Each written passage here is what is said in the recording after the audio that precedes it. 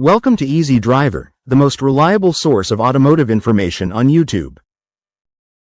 Please like, share, comment and subscribe. Welcome back. In part 2, we'll focus on what shared platforms could mean for you as a car buyer, how the brands keep their identity, and how this partnership could change the EV landscape.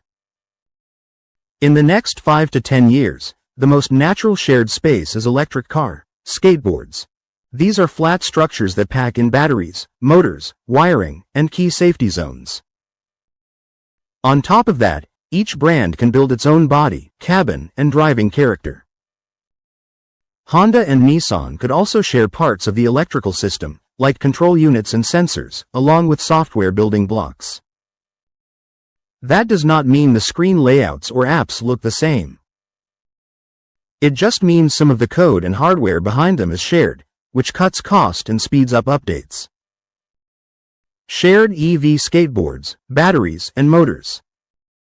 An EV skateboard platform is like a flat sled with wheels and power already built in. The battery pack sits low between the axles, motors sit near the axles, and the body bolts on top. Honda and Nissan could agree on common dimensions, battery shapes, and motor mounts. Then they could use the same battery modules in different pack sizes. Share motor designs for front wheel, rear wheel, or all-wheel drive. Standardize crash zones to improve safety and repairability. On top, Honda might build a sharp-looking compact SUV, while Nissan builds a family-friendly crossover on the same skateboard. Shared hardware could bring better range, faster charging options, and sturdier structures to both brands without doubling spending. Keeping Honda and Nissan brand identity on a common base. Drivers care about how a car feels, not just what sits under the floor. That is where brand tuning comes in. Even on a shared platform, Honda can tune steering to feel more direct and firm.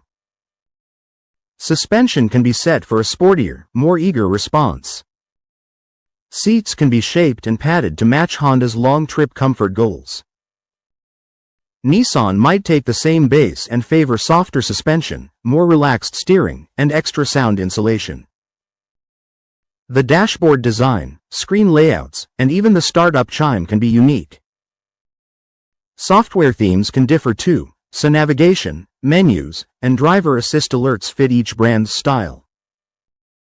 Platform sharing does not lock every car into the same feel.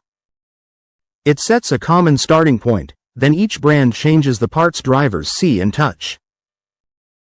What Honda-Nissan shared platforms could mean for buyers in the future? From a buyer's point of view, the big questions are simple.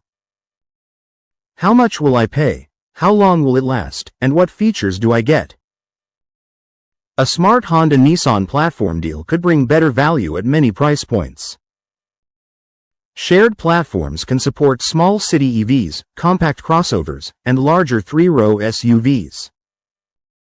That gives families more choice, while keeping costs in check. On a bigger scale, a stronger partnership could raise pressure on Tesla, Toyota, and fast-growing Chinese EV makers. More strong EV options means more competition, and that tends to help buyers. Benefits and trade-offs for everyday car buyers. Here is what shoppers might gain from Honda-Nissan shared platforms. Lower prices or more features for the same money, since development costs are spread wider. New safety tech, like upgraded cameras and radars, that roll out faster across lineups.